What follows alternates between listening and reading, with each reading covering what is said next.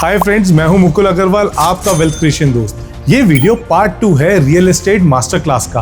अगर आपने पहला पार्ट नहीं देखा है तो उसका लिंक मैंने ऊपर दे रखा है। और अगर आप वेल्थ क्रिएट करना चाहते हैं रियल एस्टेट के थ्रू, स्टॉक मार्केट के थ्रू या फिर अदर ऑल्टरनेटिव इन्वेस्टमेंट के थ्रू, तो इस चैनल को जरूर से सब्सक्राइब कर लें सो दैट आप कोई भी वीडियो मिस ना करें। सो अभी हमारी कॉन्वर्जेशन में हमने बहुत बार वर्ड सुना है रेरा अप्रूव्ड। सो आप रेरा के बारे में कुछ बताना चाहेंगे? बिल्कुल, रेरा की ना मैं थोड़ा सा हिस्ट्री बताता हूँ आपको। रेरा क्यों लाया गया? क्या होता था कि ना मैं किसी बिल्डर के अगेंस्ट नहीं हूँ, लेकिन क्या होता था 2016 के अंदर रेरा को इंट्रोड्यूस किया गया। RERA is basically real estate regulatory authority. Real estate regulatory authority, जो रियल एस्टेट को रेगुलेट करे उसकी एक अथॉरिटी क्रिएट की गई। इसको क्रिएट करने की जरूरत क्यों समझी गई?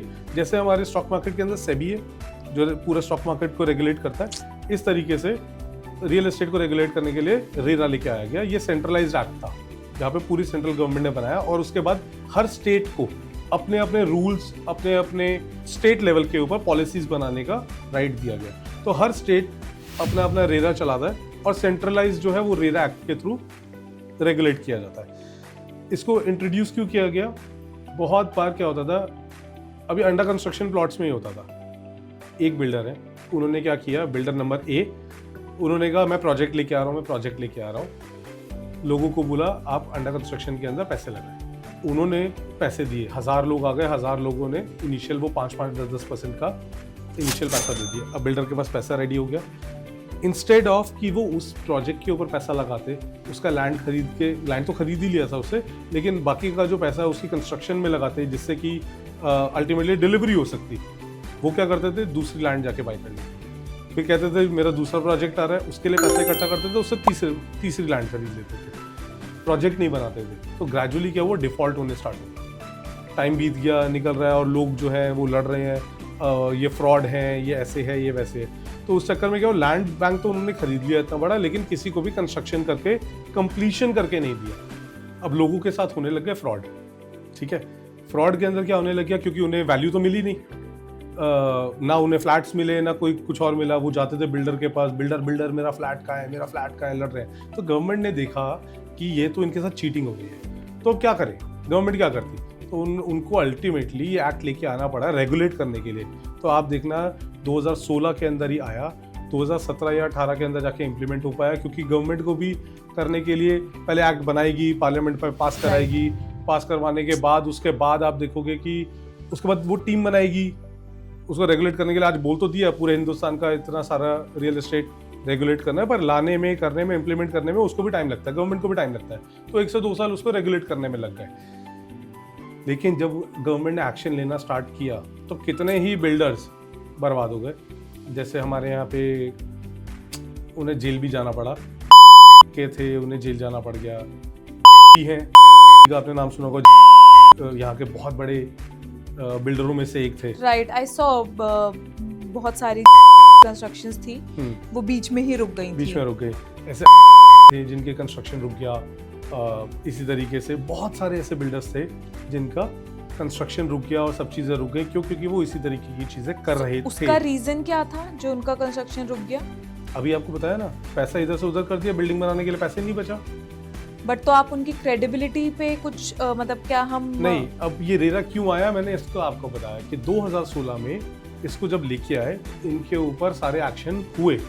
वो एक्शन होने के बाद उनको बोला आपको इनको डिलीवरी देनी है। डिलीवरी देंगे कहाँ से, कंस्ट्रक्शन कहाँ से करेंगे जब पैसा ही नहीं है जेब में? तो right, cash flow, land bank है लेकिन कैश फ्लो ही नहीं है। जब वो कैश, जेब में पैसा नहीं है कंस्ट्रक्शन करने के लिए, वो सब तो नया लैंड खरीदने में लगा दिया, तो कंप्लीशन होगा कहाँ से?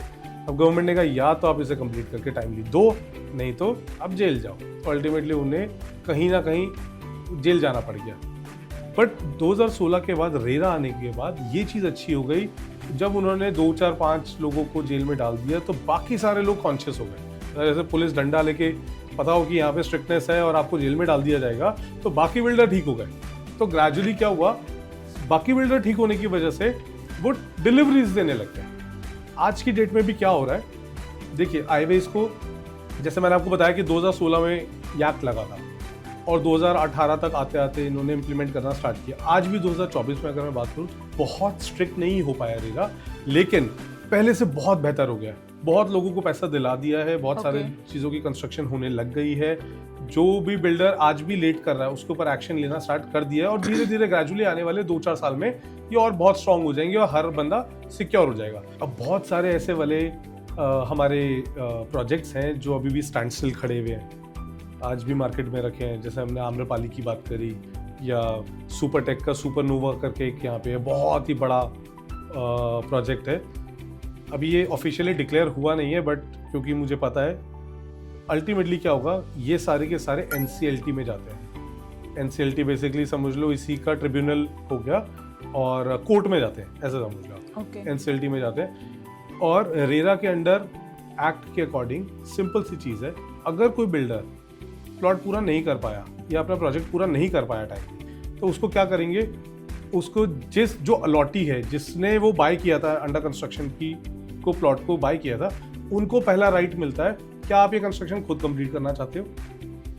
अगर वो कहते हैं हम नहीं कर सकते, तो एसोसिएशन ऑफ पर्सन बनता है, उसमें से कोई एक लीडर बनाया जाता है, वो ये डिसाइड करेगा कि हमें अल्टीमेटली क्या करना है। वो एसोसिएशन ऑफ पर्सन का जो लीडर है वो डिसाइड करता है, जी हम खुद ही कंस्ट्रक्ट कर लेंगे और बना लेंगे, पैसा लगा के। अल्टीमेटली पैसा तो हमारे लगना कंस्ट्रक्शन के अंदर, नहीं तो NCLT में केस जाता है और किसी और नए रेप्यूटेड बिल्डर को वो चीज़ मिल जाती है। अब इस प्रोसेस में 5-7 साल, 8 साल, 10 साल लग सकते हैं, इसीलिए मैं बोल रहा था देर है अंधेर नहीं है। तब तक के जो आसपास के प्रोजेक्ट चल रहे होंगे, जो एप्रिसिएशन मिल चुका होगा, उस प्रॉपर्टी पे भी एप्रिसिएशन उसी स्पीड से चल रहा है। अलग बात है कि आपको उस टाइम पे लिक्विडिटी नहीं मिल पाती, मतलब वो बिक नहीं पाता। लेकिन जैसे नया पर्सन को वो प्रोजेक्ट दिया जाएगा, उसकी ड्यूटी होती है वो आपको अल्टीमेटली वो पूरा प्रोजेक्ट कंप्लीट करके देगा। तो जो लोग अपने EMI बंद कर देते हैं इस रीज़न से कि ना मुझे प्लॉट मिल रहा है, ना मुझे प्रॉपर्टी मिल रही है, मैं अपनी EMI बंद कर रहा हूँ, वो नहीं करना चाहिए, वो गलत है तरीका। आपने अगर 30 ईयर्स का लोन लिया हुआ है, 40 ईयर्स का लोन लिया हुआ है, keep on paying EMI। I know painful है ना, आपका क्रेडिट स्कोर खराब होगा, आपको वो जगह भी मिलेगी ही मिलेगी अल्टीमेटली। सो आई थिंक हम ये समझ सकते हैं कि अगर तो आपने इन्वेस्टमेंट पर्पस के लिए लिए तो आपकी इन्वेस्टमेंट हो सकता है बाद में फ्रूटफुल हो जाए, बट किसी ने अगर रेजिडेंशियल पर्पस से के रहने के पर्पस से लिए तो उसको डेफिनेटली एक बार को सफ़र करना पड़ेगा। बट एज यू सेड कि 5-10 साल में मोस्ट प्रॉब्ली उसको उसका प्लॉट मिल ही जाएगा, मतलब हाँ, उसका जो। बट आप ये देखो ना, ये रेरा से पहले की कहानी है। अब क्या होता है कि ना जिसके साथ नुकसान हो चुका है वो तो आज डरता है इन सब चीज़ों से, लेकिन रेरा आने के बाद ये चीज़ें आप मान के चलिए 95% से ज़्यादा इंप्रूव हो चुकी है, टेक केयर की जा चुकी है, जिसके अंदर पेनल्टीज भी लगती हैं, सारी चीज़ें होती हैं। आप जाके अपने स्टेट वाइज, पहली बात रेरा की जो रेगुलेशन है वो स्टेट वाइज होती है। यूपी का रेरा अलग है, महाराष्ट्र का रेरा अलग है, ऐसे ही हमारे कंट्री में जितनी स्टेट्स हैं हर एक का अलग अलग रेरा है, हर स्टेट का अलग रेरा ऑफिस है, ठीक है। आप अपने पर्टिकुलर स्टेट की रेरा के वेबसाइट पे जाके आप कंप्लेंट लॉन्च भी कर सकते हैं, वहाँ से आपको रिलीफ भी मिलता है।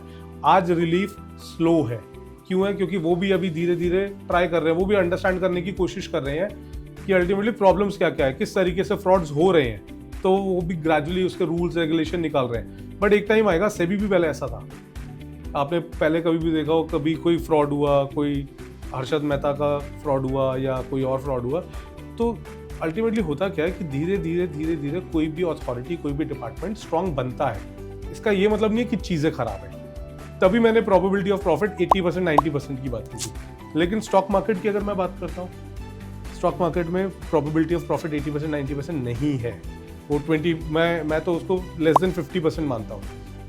क्योंकि लोग क्या करेंगे, वो 50 स्टॉक खरीद लेंगे, 100 स्टॉक खरीद लेंगे। स्टॉक कभी भी इतनी कंपनीज के अंदर इन्वेस्टमेंट नहीं होती। स्टॉक की इन्वेस्टमेंट भी बहुत आर्टिकुलेट होके आपको करनी होती है।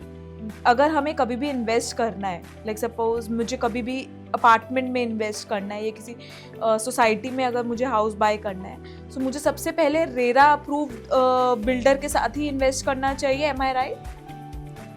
जनरली हाँ, आई वुड से जनरली हाँ। रेरा हर चीज़ पे एप्लीकेबल नहीं होता। ओके। हर एक चीज़ पे रेरा एप्लीकेबल नहीं होता। रेरा वहाँ एप्लीकेबल होता है जहाँ पे आप समझिए कि 500 मीटर से ज़्यादा का प्लॉट हो, 500 मीटर 500 मीटर से बड़ा प्लॉट हो, या फिर 8 से ज़्यादा अपार्टमेंट उसके अंदर बन रहे हैं, तो किसी भी डेवलपर को रेरा नंबर लेना होता है। अदरवाइज किसी को इंडिविजुअल प्लॉट बाय करना है, घर बाय करना है, बिल्डर फ्लैट लेना है, वहाँ पे रेरा एप्लीकेबल नहीं है। रेरा सिर्फ इसलिए लाया गया क्योंकि बड़े बड़े बिल्डर्स बड़े बड़े प्रोजेक्ट्स लेके आते हैं। वो जो बड़े बड़े प्रोजेक्ट्स लेके आते हैं तो उसके अंदर गड़बड़ी करते हैं, उसके अंदर कंट्रोल रहता नहीं। एक आम आदमी जो होता है ना, उसके कहीं ना कहीं ये बस की नहीं होती कि उससे जाके लड़ लें या भिड़ लें। उसमें बहुत पेनफुल प्रोसेस है किसी के लिए भी, तो उसको कंट्रोल करने के लिए रेरा लेके आया गया। हर प्लॉट, हर प्रॉपर्टी के लिए रेरा एप्लीकेबल नहीं होता। लाइकवाइज अगर मैंने आपको बोला था इंडस्ट्रियल कोई बाय करना है तो क्या रेरा लगेगा? नहीं लगेगा। आपको रेजिडेंशियल कोई प्लॉट खरीदना है या अपार्टमेंट खरीदना है, जिसका 8 से ज़्यादा जिसके अंदर अपार्टमेंट नहीं है, क्या आपको रेरा लगेगा? नहीं लगेगा। आपको अगर कोई फार्म लैंड खरीदना है, क्या आपको कोई रेरा लगेगा? रेरा उसके ऊपर एप्लीकेबल नहीं होता। इसी के अंदर ना एक और इंटरेस्टिंग चीज़ आती है, ये बहुत कम लोगों को पता है, इसे बोलते हैं आबादी की लैंड। आपको ये तो पता है अर्बन एरिया होता है और रूरल एरिया होता है। रूरल एरिया वो होता है जहाँ पे गांव के लोग रहते हैं, राइट। अर्बन एरिया वो होता है जहाँ पे शहरी लोग रहते हैं, ठीक है। तो रूरल एरिया के अंदर क्या होता था, जब ब्रिटिशर्स का राज था तो उस टाइम पे ना जहाँ पे उन्होंने फार्मिंग नहीं करनी है, जिस एरिया में उन्होंने फार्मिंग नहीं करनी है और खुद रहते हैं, व्यवसाय करते हैं, मतलब खरीदना बेचना, उस टाइम पे भी तो खाना पीना होता था, सब होता था, कमर्शियल एक्टिविटी करते हैं। तो कमर्शियल एक्टिविटी और रेजिडेंशियल को जो बोलते थे, वहाँ उस एरिया को बोल दिया जाता था आबादी। आबादी मतलब पॉपुलेशन बेसिकली, जैसे बोलते हैं यहाँ पे आबादी रहती है, ये एरिया, ये लैंड आबादी की लैंड है, इसके ऊपर फार्मिंग नहीं होगी, क्रॉप्स नहीं उगाए जाएंगे, सब कुछ है। तो उसमें एक टर्म दिया जाता था लाल डोरा। तो वो ना लाल रंग का डोरा से मार्क कर देते थे कि ये लैंड लाल डोरे की है। इसका मतलब इसके ऊपर ना ही कोई आपको मैप अप्रूव करवाने की जरूरत पड़ती है, ना ही किसी अथॉरिटी से अप्रूवल की जरूरत पड़ती है कि क्या मैं यहाँ पे कमर्शियल एक्टिविटी करूँ या फिर मैं इसमें रेजिडेंशियल एक्टिविटी करूँ। फार्मर की मर्जी होती थी कि मैं यहाँ पे mix of residential plus commercial कर लूँ, या सिर्फ रेजिडेंशियल एक्टिविटी कर लूँ, या फिर सिर्फ कमर्शियल एक्टिविटी कर लूँ। तो आज भी ये वाली लैंड बिकती है, अवेलेबल होती है, बहुत ही अच्छी अपॉर्चुनिटी होती है पैसे कमाने की। ये थोड़ी सी रिस्की होती है क्योंकि इसमें ना पेपर वर्क थोड़ा सा डिफिकल्ट होता है, इस पे भी रेरा एप्लीकेबल नहीं होता। तो फिर आपके अकॉर्डिंग क्या ये सेफ इन्वेस्टमेंट है? बिल्कुल सेफ इन्वेस्टमेंट होती है, लेकिन आपको पेपर वर्क अपने लॉयर से या किसी से भी आपको डेफिनेटली चेक करवाना चाहिए। और ये अथॉरिटी आपको इशू नहीं करती है, इसमें ग्राम पंचायत, जो पंचायत एरिया होता है, ओके, वहाँ पे जाके इसके अंदर इसकी खरीदी बेची करी जाती है। एंड लोकल कोई अच्छा एक सोर्स आपके पास होना ज़रूरी है, तभी आप खरीदे बेचे। ये थोड़ा सा रिस्की होता है क्योंकि आप पेपर वर्क में फंस जाओगे और कुछ नहीं है, राइट।